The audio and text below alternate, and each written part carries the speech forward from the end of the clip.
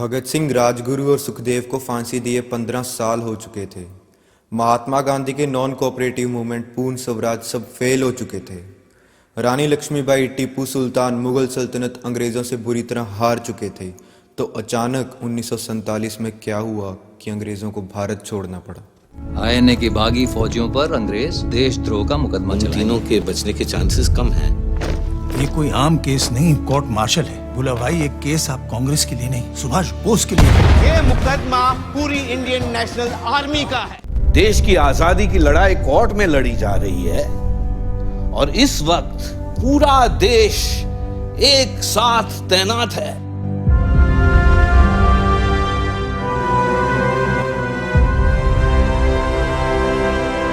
This trial and its judgment shall be remembered throughout history. क्या आप में से किसी ने सोचा है भारत का प्रधानमंत्री 15 अगस्त की बधाई लाल किले से ही क्यों देता है? क्योंकि लाल किले में एक ऐसा कोर्ट केस हुआ था जो अगर भारत के वकील ना जीतते तो शायद हम आज भी आज़ाद ना हो पाते। कानून भी अंग्रेज़ों का, कोर्ट भी अंग्रेज़ों के, वकील भी अंग्रेज़ों के, दलील भी अंग्रेज़ों की, यहाँ तक कि जज भी खुद अंग्रेज़। Famously known as the Red Fort trials.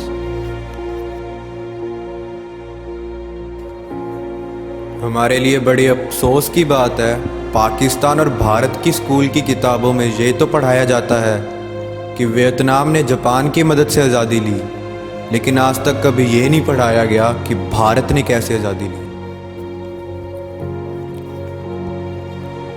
सन 1940 तक आते आते भारत में कोई ऐसा राजा नहीं बचा था जो अंग्रेज़ों के खिलाफ बगावत करने का दम दिखा सके। लोगों को सिर्फ इंडियन नेशनल कांग्रेस से उम्मीदें थीं।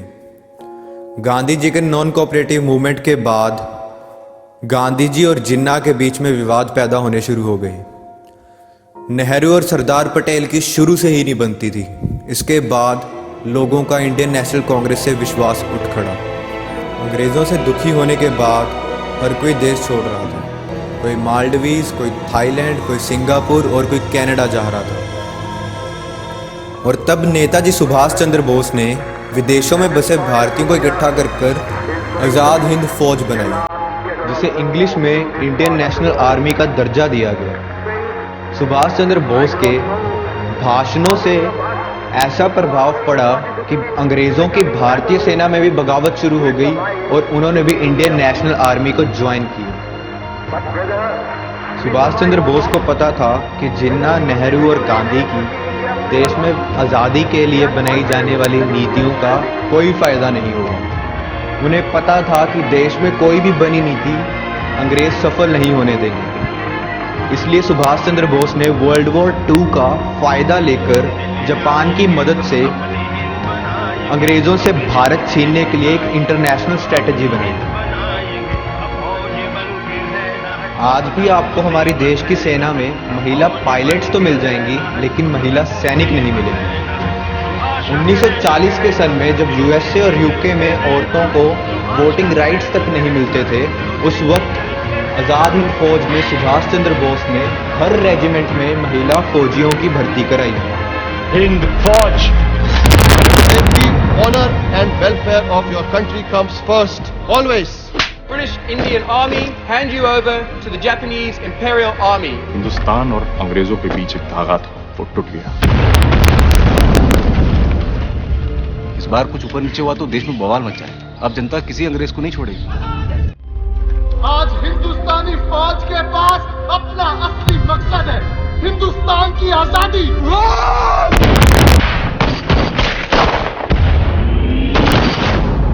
तुम मुझे खून दो, मैं तुम्हें आजादी दूंगा।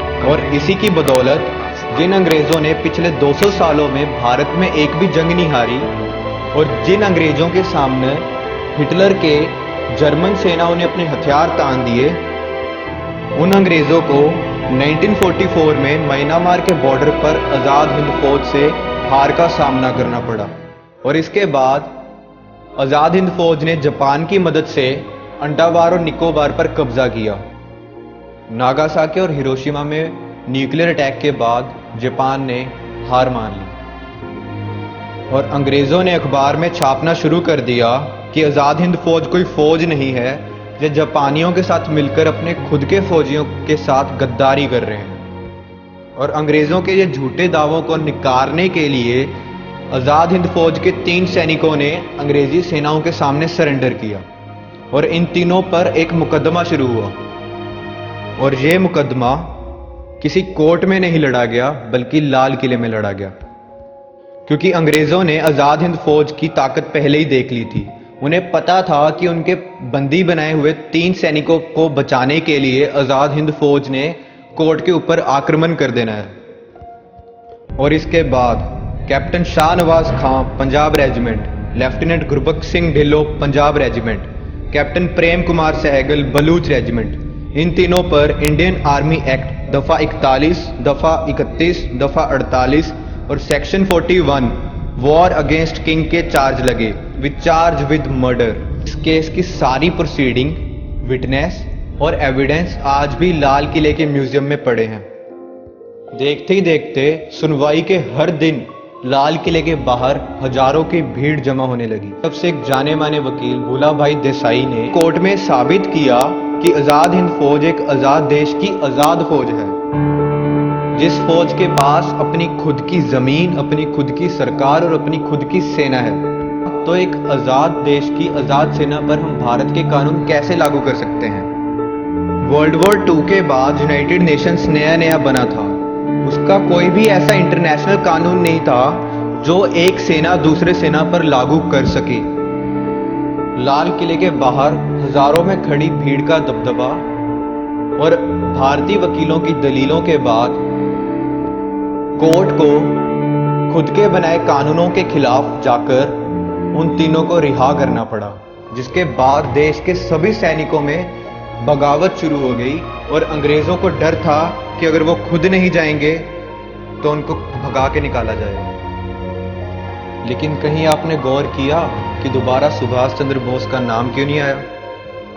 कोई दावा करता है कि सुभाष चंद्र बोस की मृत्यु एक प्लेन क्रैश में हुई, लेकिन कोई दावा करता है कि सुभाष चंद्र बोस ने एक बाबा का भेष बनाकर अपनी बाकी सारी जिंदगी एक किराए के मकान में, जिसे इंग्लिश में इंडियन नेशनल आर्मी का दर्जा दिया गया। सुभाष चंद्र बोस के भाषणों से ऐसा प्रभाव पड़ा कि अंग्रेजों की भारतीय सेना में भी बगावत शुरू हो गई और उन्होंने भी इंडियन नेशनल आर्मी को ज्वाइन किया। सुभाष चंद्र बोस को पता था कि जिन्ना, नेहरू और गांधी की देश में आज़ादी के लिए बनाई जाने वाली नीतियों का कोई फायदा नहीं होगा। उन्हें पता था कि देश में कोई भी बनी नीति अंग्रेज सफल नहीं होने देंगे। इसलिए सुभाष चंद्र बोस ने वर्ल्ड वॉर 2 का फायदा लेकर जापान की मदद से अंग्रेजों से भारत छीनने के लिए एक